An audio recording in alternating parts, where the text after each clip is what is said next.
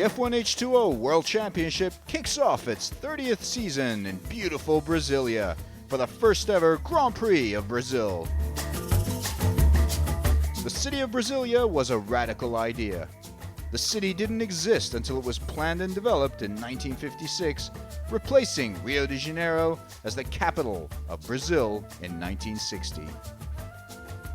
Built from scratch, it's famous for its unique urban design and architectural treasures.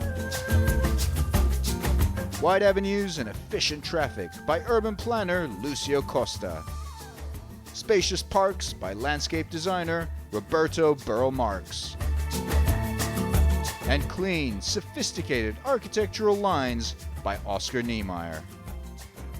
This placed Brasilia on UNESCO's World Heritage List, with such iconic structures as the National Congress Building, the Cultural Complex, Juscelino Kubitschek Bridge, and the Cathedral of Brasilia, all located in the Federal District's monumental axis. But Brasilia isn't just about highbrow architecture and urban planning. It's also a city with a beat and a soul, and plenty of fun to be had.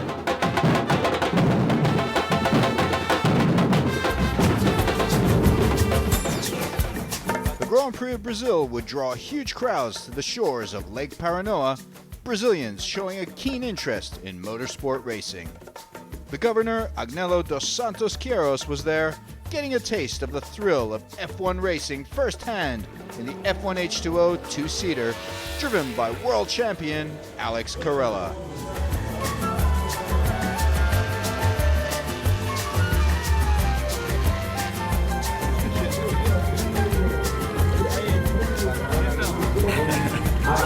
I'm excited.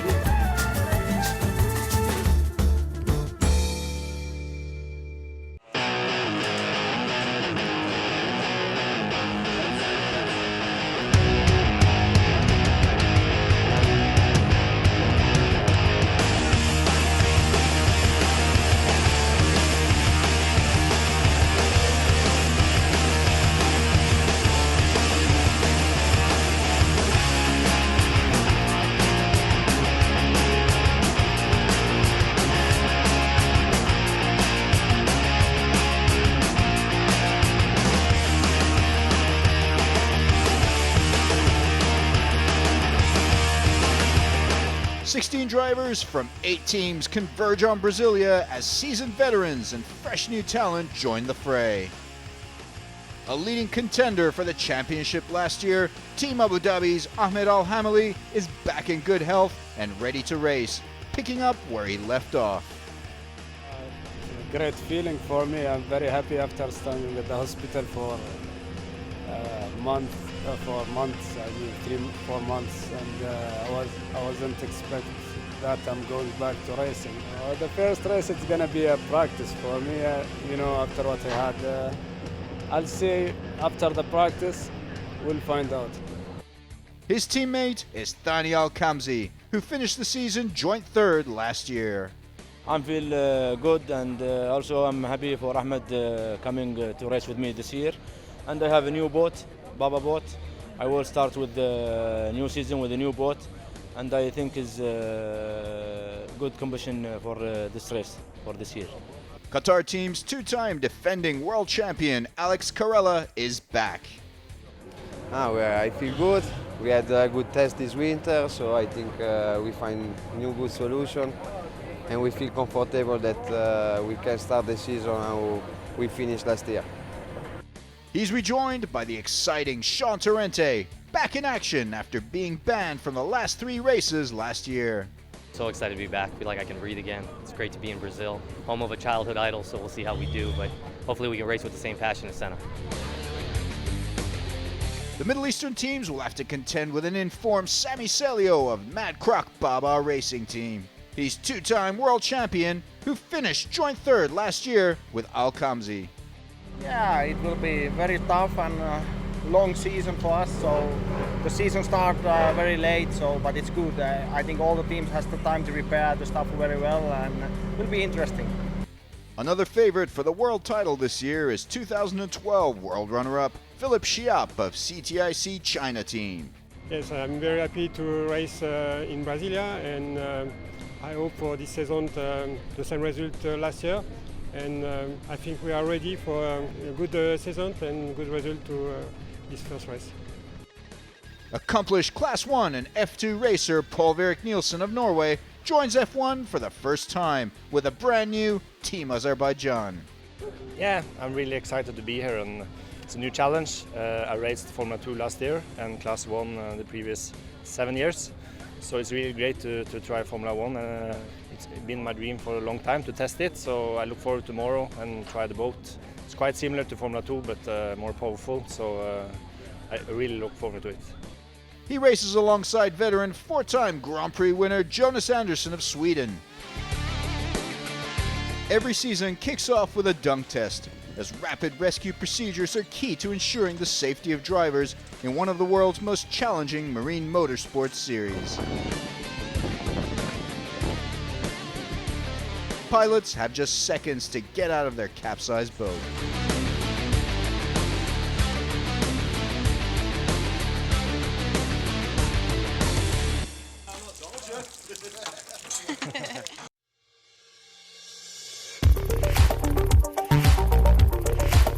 The 6-pin circuit on Lake Paranoa features sticky freshwater conditions at an altitude of over 1,000 meters. So at this circuit we've got 5 left-hand turns and 1 right-hand turn, and between some of the sections it's very, very short, so you're looking for acceleration. But on the far side of the circuit you've got that long straight where you're really looking for top speed. So it's going to be a fine balance, and the person that picks the right propeller for this circuit probably is going to win the race. Racing over 1,000 meters presents a lot of challenges, both for the engine and the boat and the driver.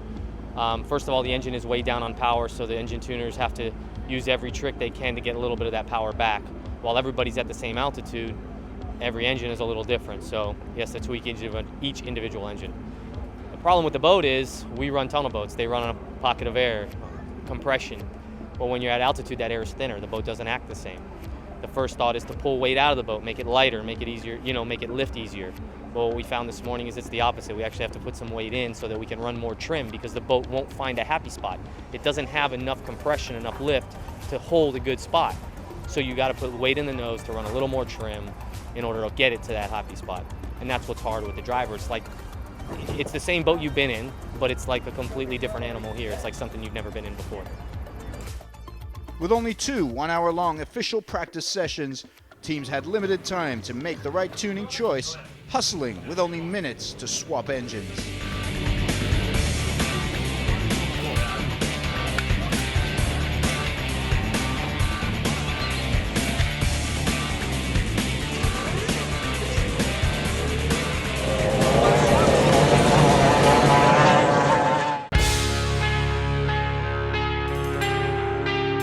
Qualifying, 3 rounds to find out which boat will grab pole position. In the first round, Q1, boats have 20 minutes to qualify, with 4 boats to be eliminated. The 12 remaining boats advance to Q2. They have 15 minutes, with only the top 6 making it into the shootout for pole in Q3, where each boat has 2 laps and the course to itself.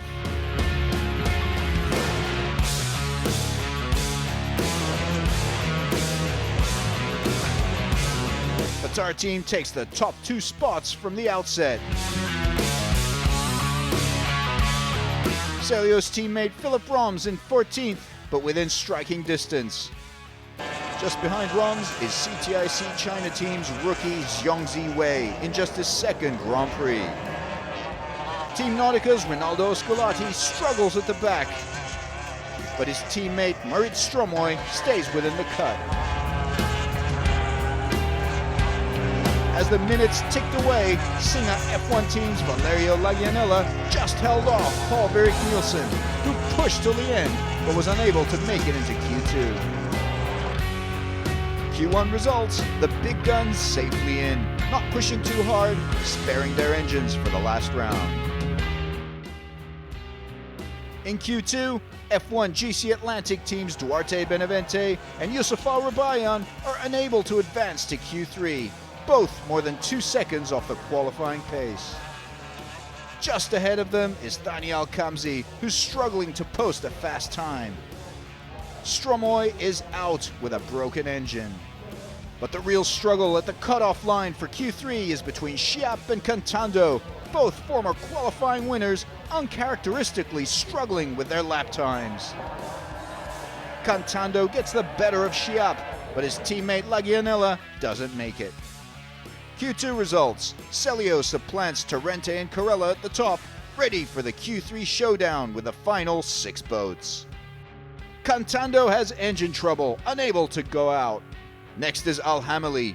Even though he's in clear water, he's unable to beat his fastest lap from Q1.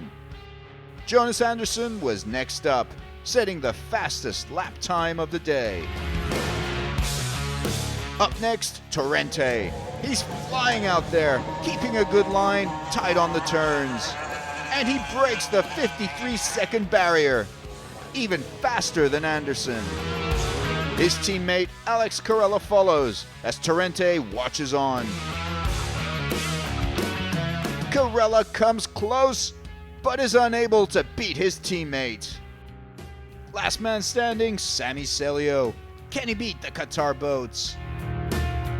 He teeters on the brink in his first lap. Torrente has victory in his sights. But Celio has one more lap to go. He pushes it to the max. This time, he just manages to keep the boat steady. And he has it! Celio nabs pole. Torrente settles for second place.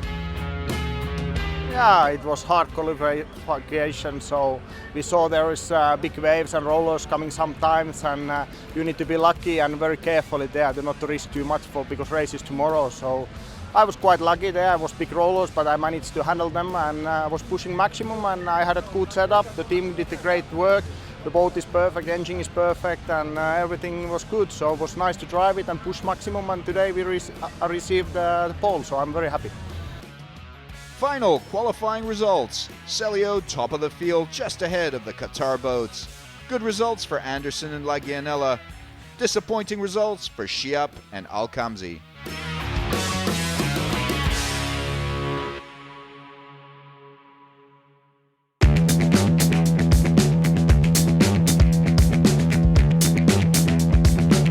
Brazilians gathered in their thousands as the first ever F1 GP in Brazil took on a carnival atmosphere. As teams complete final preparations for the first Grand Prix of the year, it remains to be seen how well they've adapted to these high-altitude freshwater conditions.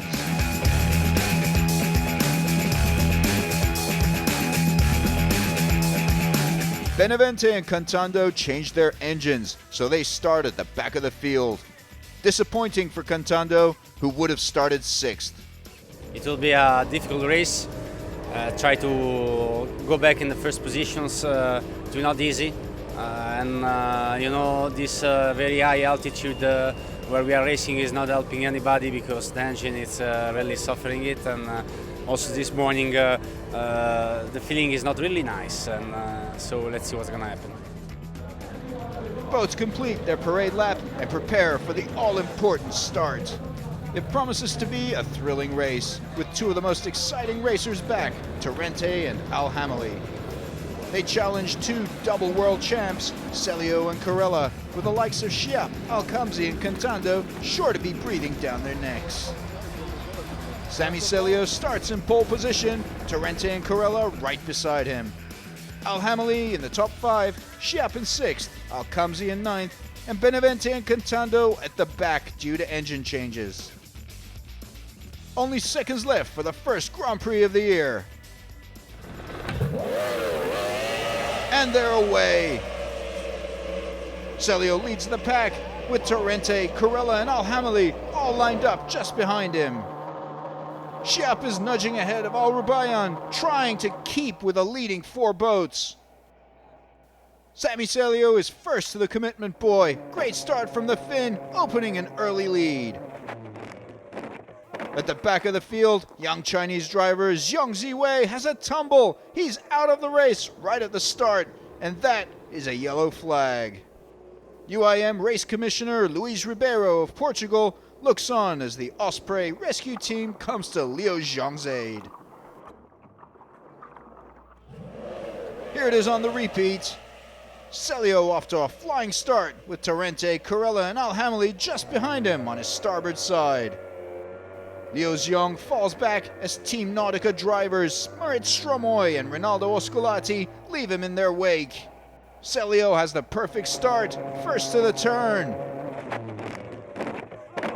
It's tricky and choppy at the back, a sharp turn at high speeds, and Zhang is unlucky. There's the action from Osculati's on board. So the racers will have a running start as they await the green flag from the UIM commissioner.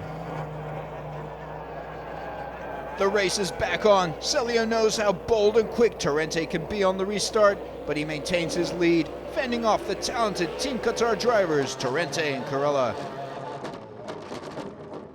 Young Mad Croc driver Philip Roms will be eager to repeat his top 10 finish in Sharjah last year as he tries to make his way up the field. Celio leads the pack, defending world champ Corella in third. Anderson off to a good start in fourth. Also an excellent start for Valerio Lagianella ahead of Thani Alkamzi in 8th and Paul Erik Nielsen in 11th, just behind his fellow Norwegian Marit Stromoy. Cantando way back in 13th. He has his work cut out for him. Corella in 3rd will have to bring his A game to compete with the acceleration that Celio is producing up front. In lap 6, the 2007 and 2010 world champion Sami Celio is in complete command as he opens a handy lead with Torrente. F1 GC Atlantic Team's Portuguese driver Duarte Benavente is in 14th position. Paul Erik Nielsen of Team Azerbaijan sees Cantando fly past on his starboard side as the Italian tries to climb up the field in his own custom-built Blaze boat. The veteran Cantando is the winningest driver out there, with 12 wins and 30 podiums from 145 races spanning 17 years. Although he's yet to win a world championship, despite 3 world runner-up finishes to his credit. As Rubayan chases the boats up ahead, he too sees Cantando storm past him, this time on his port side. Jonas Anderson, meanwhile, maintains his qualifying position through the race, in 4th as his team looks on. On lap 9, Alhamali off to a solid start on his return to F1 in 5th, but with 2012 world runner-up Philip Chiap breathing down his neck, and just behind Chiap is world number 3, Alkamzi. Team Abu Dhabi urges Alkamzi on as he makes a move on Chiap. Alkamzi on the inside of the Frenchman. He overtakes Chiap, but Chiap doesn't back down. Now Alkamzi has his sights set on his teammate Alhamali as we see a thrilling 3-way battle unfold.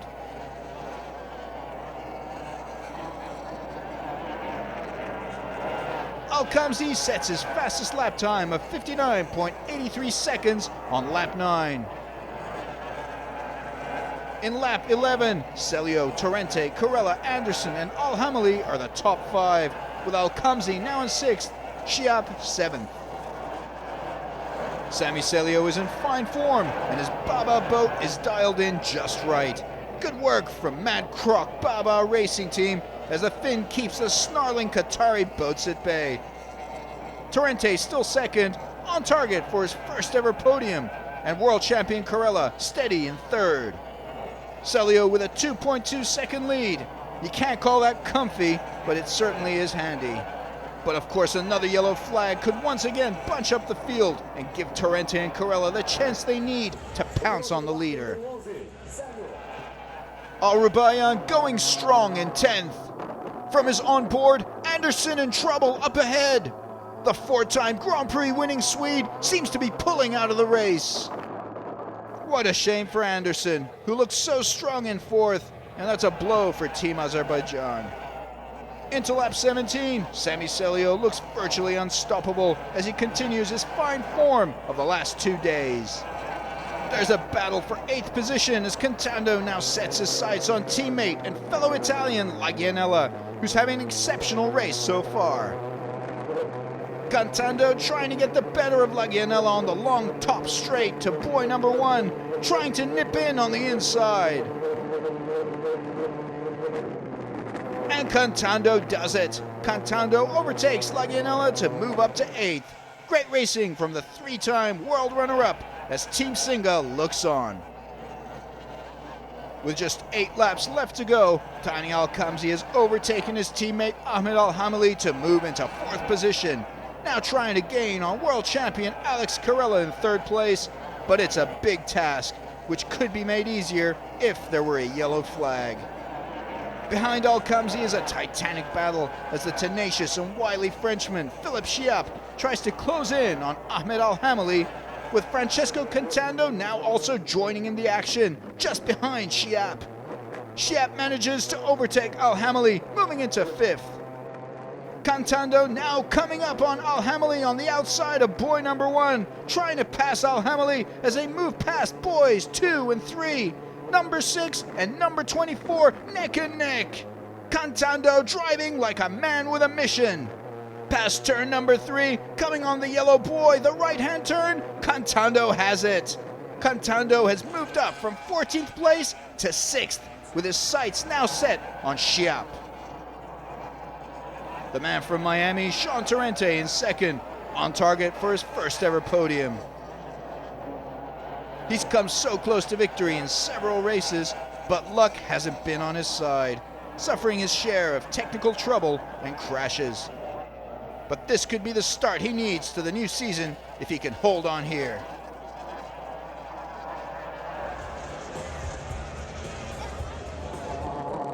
The young Finn, Philip Roms, chasing down Paul Erik Nielsen at the back of the field. Roms gets caught in Nielsen's wake and barrel rolls, doing a complete 360. The young Finn is unhurt. A yellow flag then. This could be what Torrente and Carella were praying for, bunching the field up and putting them both within striking distance of Sami Celio. There's the barrel roll again on the replay. Now is the critical moment as the boats line up in anticipation of the green flag. Celio has his eyes on his rearview mirror. Torrente and Carella looking for their chance to pounce with just a lap left. Timing is everything here for the drivers. The race restarted. Celio holds off Torrente and Carella. Sami Celio was the Brazil Grand Prix champion. Torrente runner-up. Carella 3rd. Matt Croc's Massimo Ruggiero deservedly pleased. What a great start to the year for Sami Celio. Al-Kamzi 4th, Chiappe 5th. Look at that finish from Cantando in 6th. Good return race from Al-Hamali in 7th. Disappointment for Anderson, who was in 4th throughout. The team standings, Team Qatar on top with a 2-3 finish. Matt Croc 2nd, Team Abu Dhabi 3rd. The world standings after round 1, Celio, Torrente, Carella lead the field. Also points for Lagianella, Al-Rubayan and Stromoy.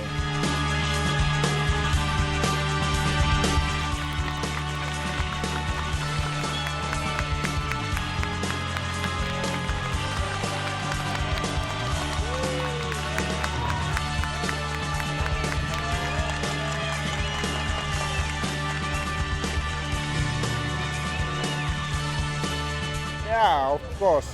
Victory here in the Brazil, first time in my career I get the first victory in the first race of the season, and it's great. Whole weekend I was fastest, so in the free practice, the race, the time trial, so it's absolutely perfect weekend. The team did a great job. They make give us best boat, best engine, best prop, and I did quite good job either myself. So we are here and very pleased. First, our boat really ran flawlessly. We had no issues today. Sammy just had the thing to beat this weekend. He was really fast. I had 2 opportunities in the race, one real one where I got next to him, but it was in traffic, you know what I mean? When I can make it up and pick and choose my spots, it's always easier from second. But as soon as we got clean, he was gone, and that's okay. We're happy to get the 15 points, get a podium, get a good race under our belt, and move on to the next one. Yeah, it was hard. Today was one of the hardest races for sure since I raced in Formula 1. I tried my best the first 20 laps, but Simon Chong, well, it was too fast for me. But I did my best after I did some error in the yellow buoy that I had some headaches since half of the race. I keep pushing, but it was really hard. But okay, a third, a podium, top 3 for the start of the season is really good for me. And that wraps up the first Grand Prix of Brazil as we leave South America and head over to Kiev, Ukraine in July for round 2 of the 2013 F1H2O World Championship.